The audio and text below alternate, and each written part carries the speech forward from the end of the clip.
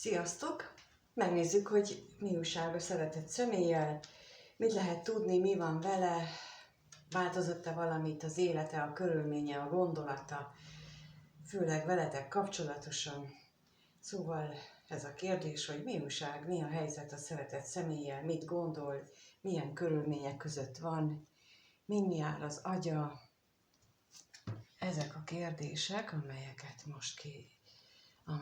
most felteszünk, és amire választ várunk.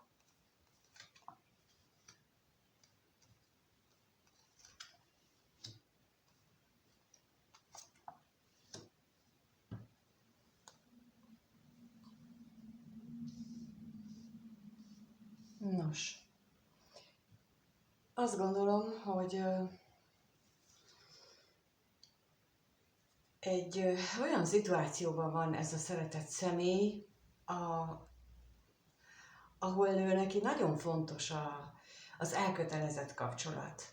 amire nagyon is vágyik, nagyon régóta vágyik arra, hogy neki legyen egy értékes, elkötelezett kapcsolata, ahol ott van a szeretet, amiben van vágy, és bizony ott vannak ígéretek, és ő most ezen gondolkodik, ebben a körben jár körbe-körbe az agya, és az élete is talán. De megnézzük akkor, hogy mit tudhatunk meg itt bővebben a házasságról. Mi ez erről mit tudhatunk? Ez mit jelent?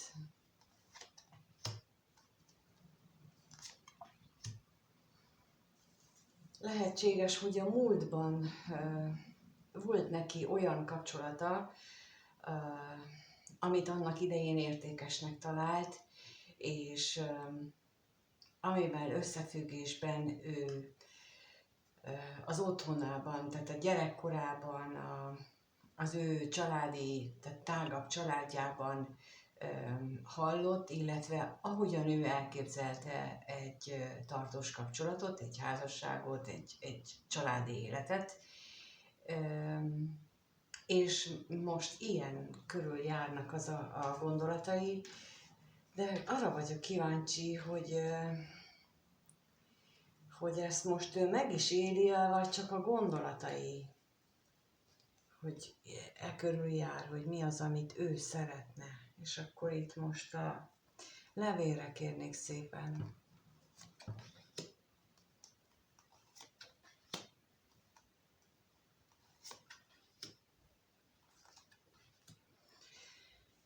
Én azt gondolom, hogy ő neki újra és újra előjönnek benne ezek az eszményképek, ahogyan ő ezt elképzeli. És ez nem mindig van harmóniában az életével, sőt, sokkal inkább azt gondolom, hogy hiába kezd új szakaszt, hiába próbál valamit változtatni, mégsem tudja ezt létrehozni, és újra kudarc élménye van, újra és újra azt tapasztalja, hogy nem úgy alakulnak a dolgok, hiába kezd el egy nagy lelkesedéssel, lendülettel egy új ciklust, mégsem úgy alakulnak a dolgok, ahogy azt ő szeretné, vagy ahogyan itt az előbb láttuk, hogy ő neki megvan a maga elgondolása ezzel kapcsolatban. De akkor itt a pénzre kérnék szépen.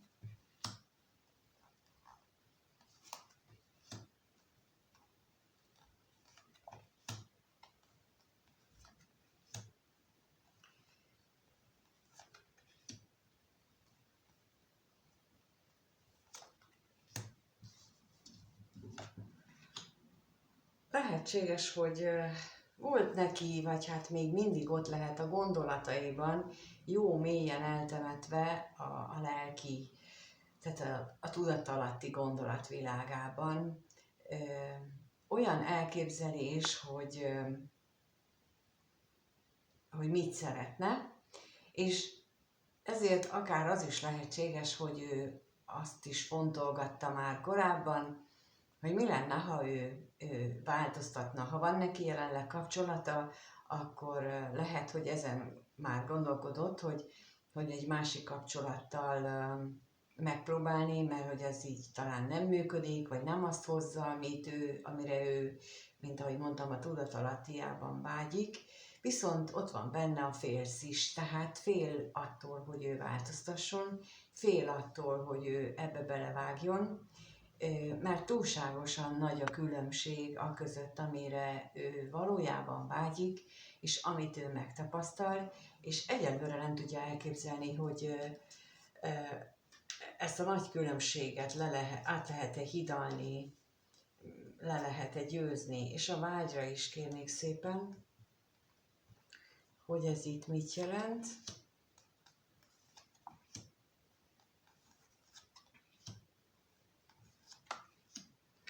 Hát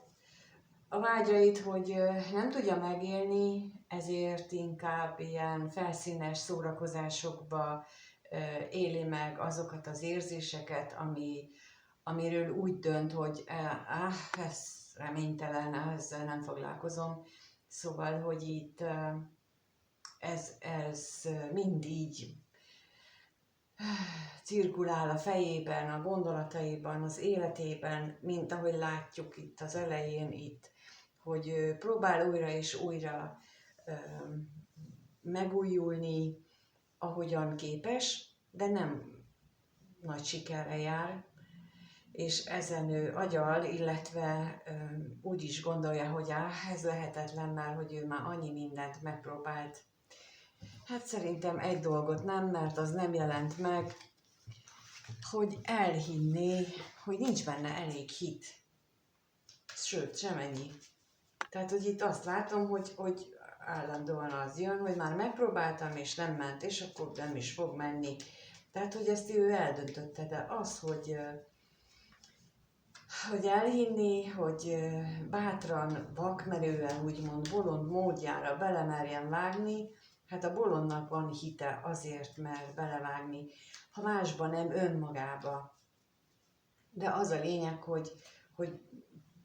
van valami, ami őt arra ösztökéli, hogy a pozitív változásban, a pozitívban bízik, ezekből a lapokból pedig pontosan azt láttam, hogy nem, ő a negatív tapasztalatait szajkózza saját magának. Na és akkor megnézzük, hogy egyébként hogy jössz te a képbe, mit gondol veled kapcsolatosan, úgyhogy ez a kérdés itt most, hogy ez a szeretett személy hogyan gondol a nézőre, mit gondol a nézőről ez a szeretett személy. Milyen gondolatai vannak a nézővel kapcsolatosan?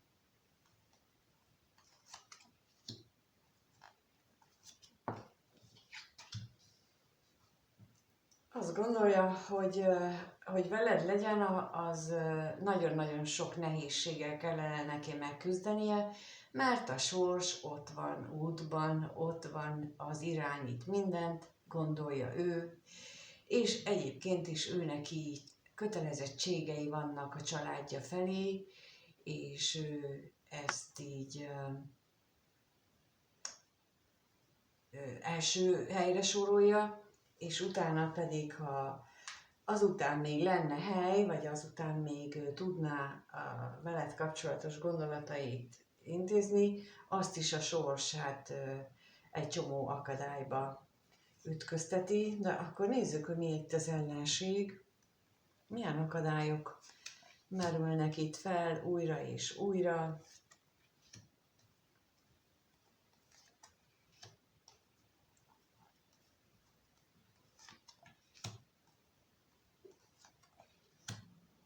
Úgy látom, hogy itt valójában neki kellene döntenie.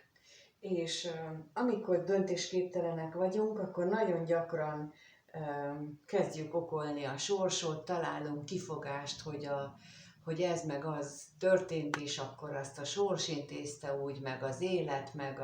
a szomszéd, meg a postás, és mindenki más. És nem vagyunk hajlandók igazából magunkba nézni, hogy valójában mi döntöttünk így, mi nem választottuk azt a lehetőséget, és itt erről szólnak nekem maximálisan a lapok, hogy hiába érzi úgy, hogy ez fájdalmat okoz magának is, meg neked is, valójában ő nem dönt, nem törődik ezzel a fájdalommal tulajdonképpen,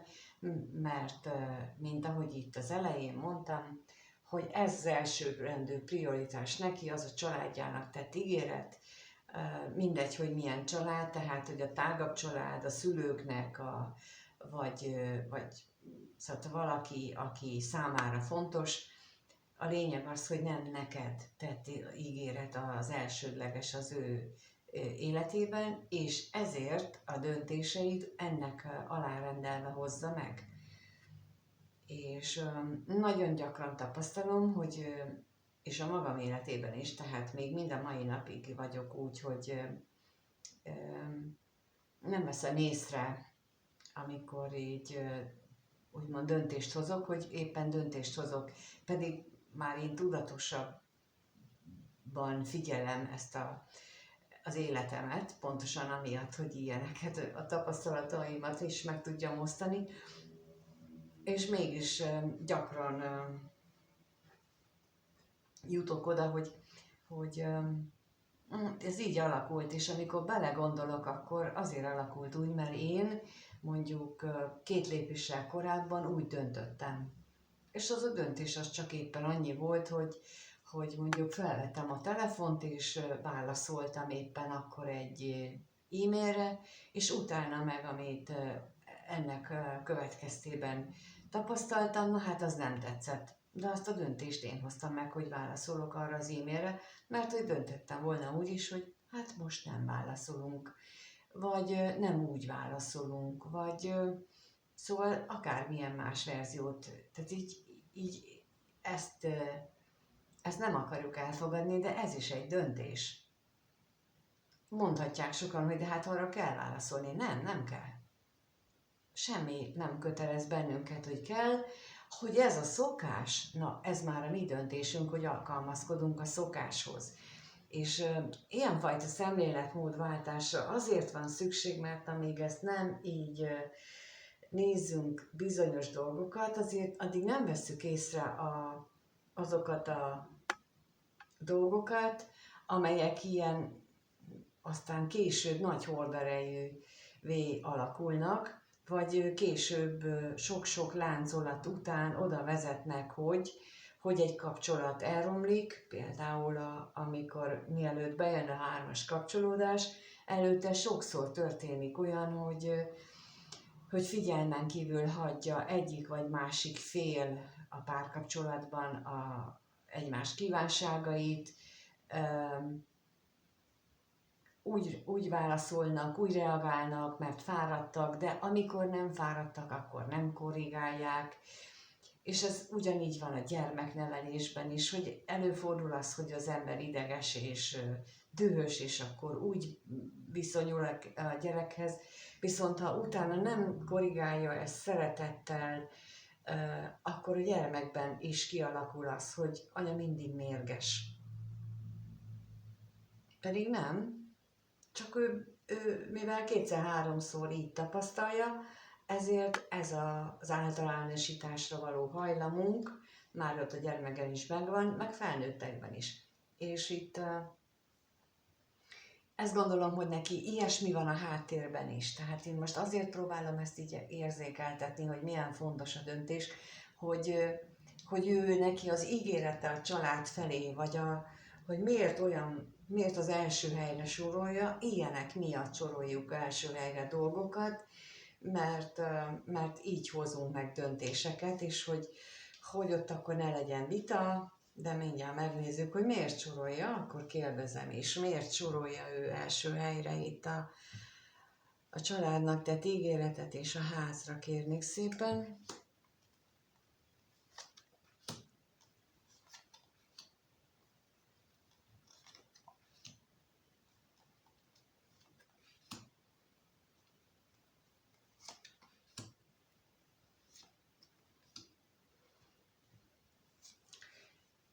Hát azért, mert a kommunikáció során nagyon gyakran vannak újabb és újabb kirohanások, vagy újabb és újabb olyan megnyilvánulások,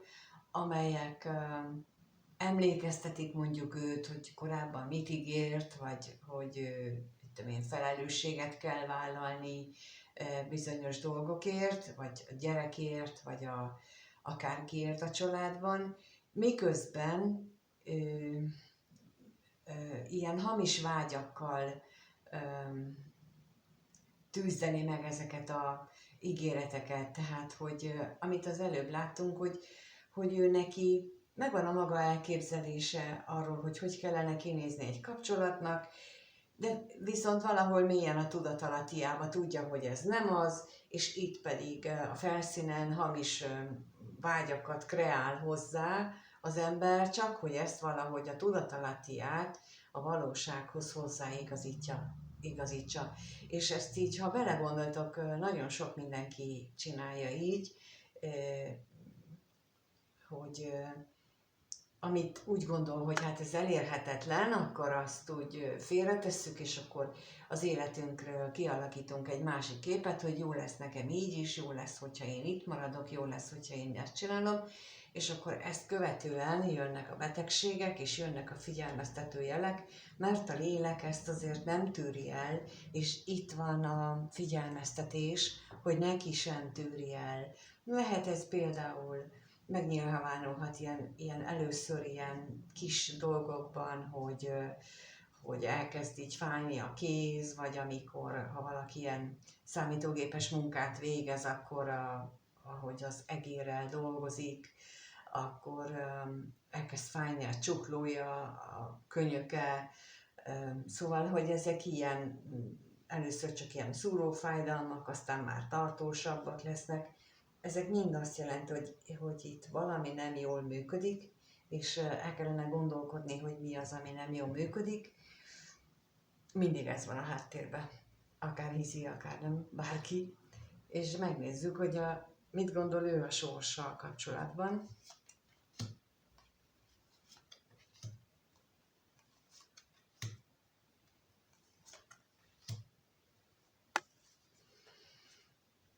Hát,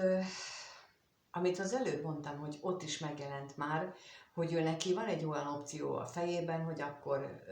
megpróbálja, hogy mást keres, és itt is megjelenik, hogy változtat a kapcsolatán, ha van neki, vagy a kapcsolatról alkotott képén, hogy értékesebb, hogy hogyan lehetne jobb,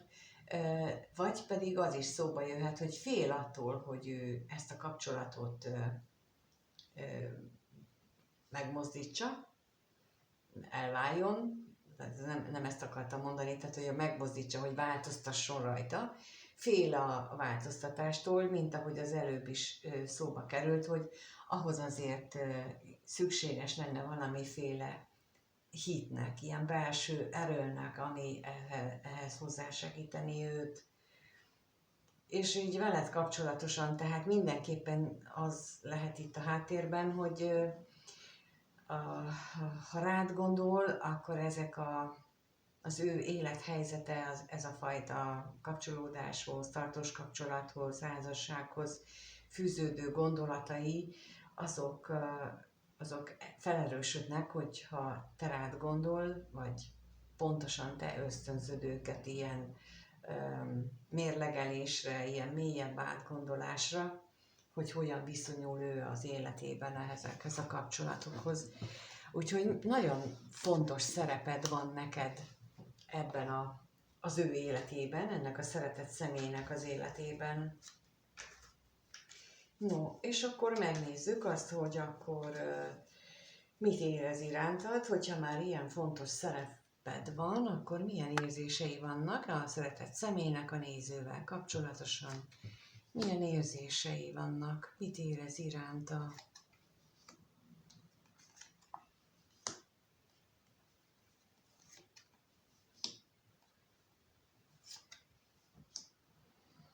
Hát láthatólag nagyon értékesnek tart téged, Viszont gondolatban rengeteget vívódik azon, sőt, ahogy látszik itt, hogy nem tud mit kezdeni ezzel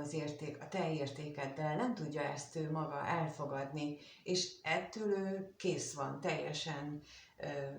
depressziós tőle, mélyen belül, nagyon-nagyon mélyen érinti, és ezzel ő nem tud megbirkózni. Talán túl értékesnek is talán túl nagynak találja a különbséget a te értéked és az ő önbecsülése között. És akkor most a gondolatra kérnék szépen. Hát ez az,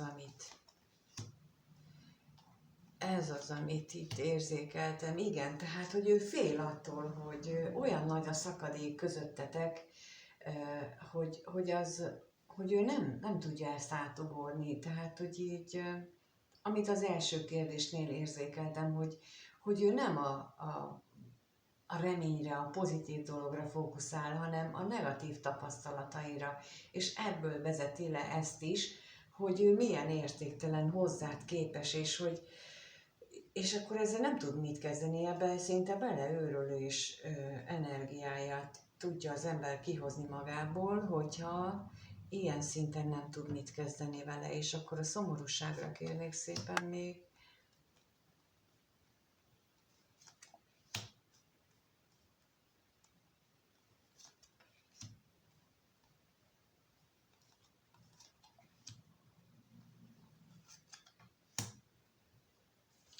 Mert egyébként, ha van neki kapcsolata, azért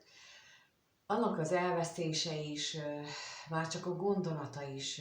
rosszul érinti. És itt, aki most 3-as kapcsolódásban van, nekik mondom főleg ezt, hogy tehát ez a személy, ha nem mellettetek dönt, akkor itt egyértelműen az jön ki, hogy ő rosszul van attól a gondolattól, és hogy ő azt a kapcsolatot felrúgja. Az előbb is kijött már itt, hogy fél annak a lehetőségétől is, annak a vállásnak vagy változtatásnak a lehetőségétől is, pont középen volt, ugye emlékszem, és itt is ez jön, hogy rosszul van a gondolatra is, hogy azon ő változtasson, ott bármit megcsináljon, de ugyanakkor meg az is látszik, hogy ő nagyon értékesnek tart téged, és akkor itt most az jön, hogy valószínűleg azért ragaszkodik ehhez a kapcsolathoz is, ha van neki, vagy mindegy, tehát ahhoz a környezethez, ahol ő van, mert úgy gondolja, hogy ő abba illik bele. Tehát, hogy ő oda tartozik, ő neki az értékrendjében az a megfelelő környezet, és a te értéked az sokkal magasabbra van, olyan, mint hogyha nagyon magasra emelne téged, túlságosan magasra, és olyan módon, hogy az leküzdhetetlennek tűnik az ő számára. És akkor itt a bosszúságra kérnék még.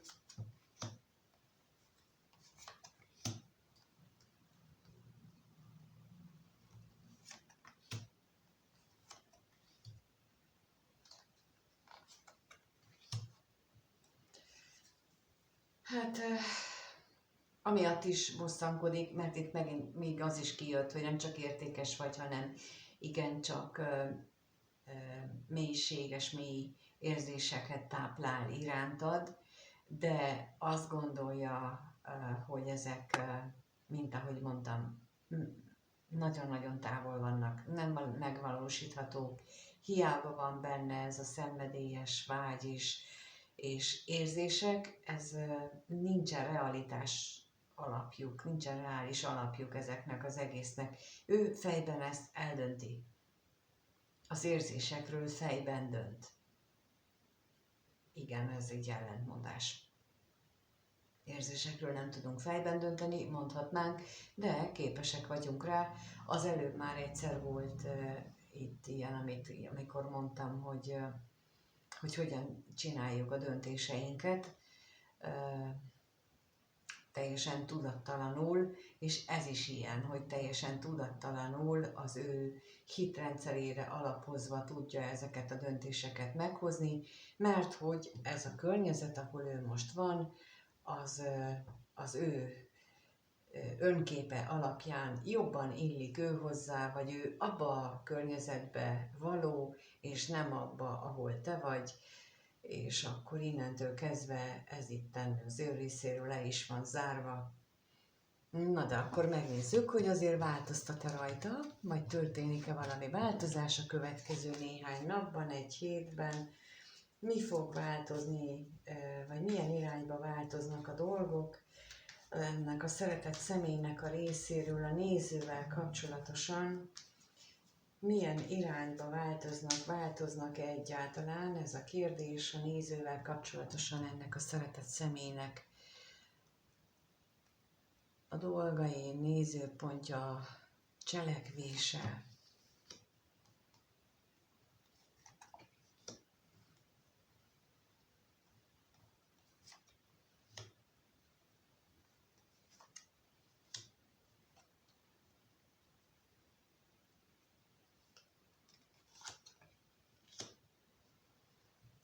Hát lehet, hogy sor kerül arra,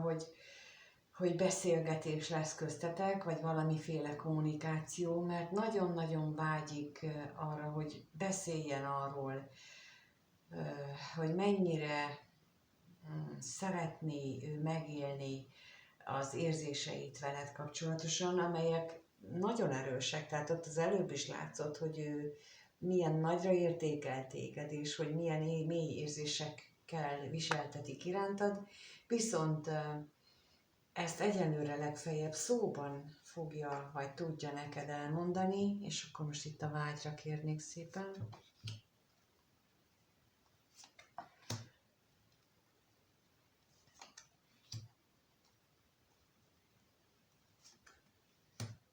Hát nem tudja, hogyan tudná ezt cselekvésbe áttenni, vagy megvalósítani, hogy találkozzatok, mert hogy hogyan tudna dönteni úgy. Mert ugye az előbb is láttuk, hogy azért nagyon sok félelem van benne, sok mindentől, és a betegségre is kérnék szépen.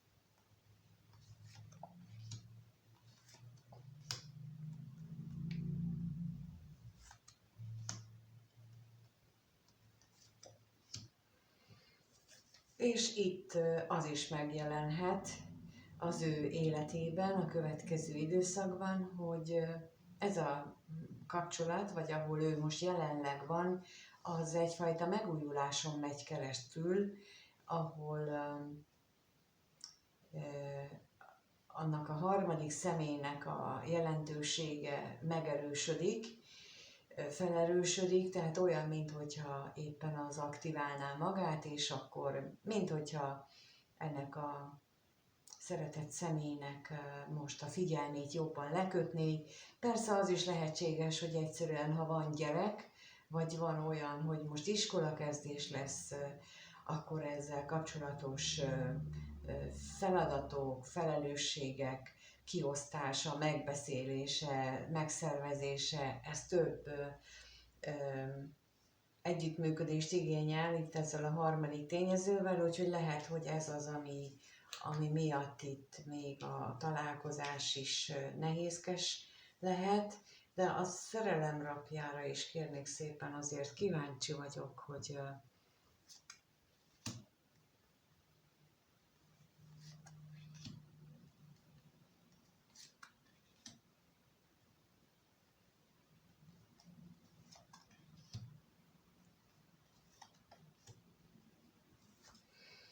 azon gondolkodik, hogy a múltban is, tehát nem, kezdem újra, nagyon régóta és nagyon stabilan azt gondolja, hogy te váltod ki belőle ezeket a mély érzéseket. És a múltban ezen el is morfondírozott, hogy most mit kezdjen ezzel, hogy mit kezdjen kettőtökkel, és mint ahogy az első kérdésnél mondtam, ő másképp döntött. Tehát ő neki meg volt az a döntése, hogy mi az ő prioritása, mit sorol első helyre, a családjának, a tett ígéreteit, az mindent alá, az mindent felülír, minden az alá tartozik, ez is. És ő ezt az önfeláldozást éli meg, ezt az áldozati szerepet. Ez van, amikor ez a feladata valakinek, tehát van, amikor ez az élet feladata, hogy ő áldozatot hozzon a családjáért, hogy ő ezt így megcsinálja, de nem, legtöbbször nem ez az élet feladata, legtöbbször csak ebbe az áldozati szerepben menekülünk, és én itt azt érzem, hogy ő is csak ebben menekül, azért, mert a felelősségvállalásnak csak egyfajta módját tudja elképzelni. Tehát az, hogy most én felelősséget vállalok egy családért, vagy a tetteimért, az többféleképpen is meg lehet valósítani, de a gondolkodásunk, illetve a képzelő erőnk ezt így nem hagyja, vagy hát például itt ez a harmadik tényező, ő lehet olyan is, aki nem hagyja, hogy másféle módon valósítsa meg a felelősségvállalását, mint ahogy itt eddig ki lett osztva, vagy ahogyan eddig ki lett alakítva. És például egy erősen bak személyiségnél, akinek mondjuk ez a feladata is, és így negatívan tudja megélni, aki a felelősségérzetét ilyen, hát látványosan, tehát ilyen áldozathozatallal és ilyen nagy elánnal oldja meg, amikor másképp is meg lehetne, de ő nekik például ez lehetséges megnyilvánulásuk, akiknek nagyon erőteljes a bak, ők nagyon tudnak uralkodni is, tehát hogy ők dominánsak is tudnak lenni, és amikor így ledominálják a családot, vagy azzal tudják, azt keverik össze pontosabban a felelősségvállalással, hogy én most dominálom a családot, leuralom, vagy én mondom meg, hogy mi legyen, és akkor azt hiszik, hogy ez a felelősségvállalás, és ezért például nem tudnak más keretek között gondolkodni, hogy másképp is lehet a felelősségvállalást együttműködve is, ahhoz neki nagyot kell változtatni. Tehát példaként mondtam, hogy lehetnek ilyenek is, és ez nem mentségként mondom, hanem azt, hogyha valaki ilyen, akkor ő neki ez mint megoldandó életfeladat van az életében. Ha közöttetek van ilyen, akkor tudjátok, hogy ha ilyenen kapjátok magatokat, akkor ez ezért van, hogy nem azért, hogy így kell lennie, hanem hogy pontosan ezzel kell szembesülni, és ezen kell változtatni. No de köszönöm, hogy itt vagytok, és megnézitek, és hogyha ezt egyénileg szeretnétek, hogy egyénileg nézzük meg, akkor kérlek keressetek a leírásban található elérhetőségen, és akkor azt meg tudjuk beszélni, hogy mikor, hol, hogyan, minden egyebet, de a leírásban még sok minden mást is találtok, például a családi karma oldást, ami arról szól, hogy én a segítőimmel, az égi segítőkkel azokat a családmintákat oldjuk fel, amelyek például ezt a szeretett személyt is ebben a gondolati sémában tartja. Nem vesszük észre, nem tudjuk azt, hogy mi ilyen hozott minták, tehát a génieinkben hozott minták alapján éljük az életet. Például az, hogy folyamatosan uralkodnak a női tagok például a családban, vagy ők hordják a nadrágot, azok nagyon-nagyon sok esetben jön a családi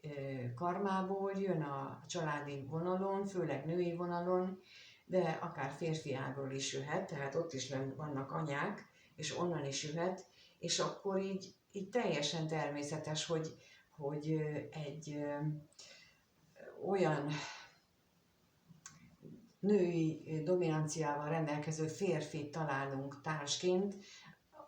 akit nem szeretnénk, mert igazából nőt szeretnénk, de valójában ott van bennünk, és nem tudunk másképp működni addig, ameddig ezeket a mintákat mondjuk így fel nem oldjuk, amiről nem is tudunk, hogy ott van. Szóval ilyeneket csinálunk a családi karma oldáson, és szinte mindenkinél, akivel ezzel dolgozunk, annál ez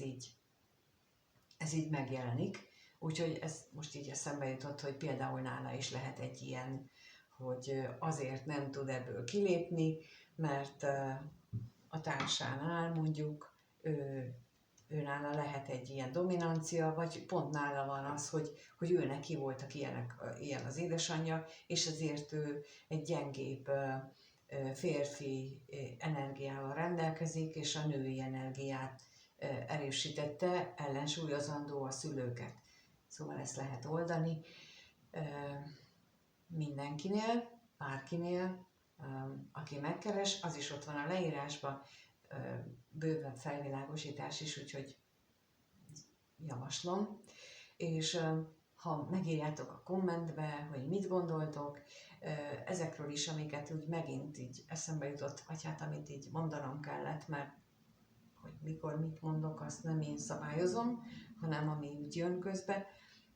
Úgyhogy ezekről, hogy mi a véleményetek, hogyan élitek meg, ezt nagyon szívesen olvasom a kommentben, a lájkot és a feliratkozást is köszönöm mindannyiótoknak, és mindenkinek minden jót kívánok. Sziasztok!